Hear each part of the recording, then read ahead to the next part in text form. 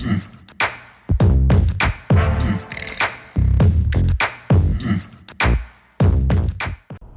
may be aware the main use of hazard lights on a car is to warn other drivers of your presence when you're broken down.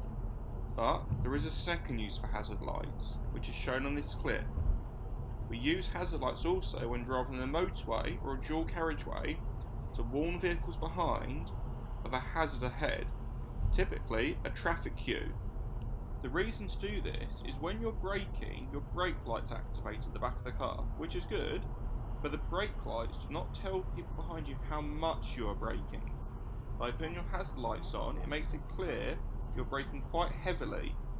Notice the way the van in the middle lane puts its hazard lights on.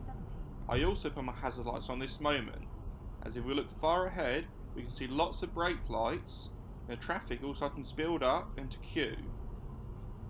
On roads such as single carriageways, braking from 60 miles an hour down to 30 or 20 is quite common, but not so common on motorways and dual carriageways, so drivers behind you might not expect you to be braking so much. By putting your hazard lights on, it just draws their attention to you and can reduce the chance of you being hit from behind.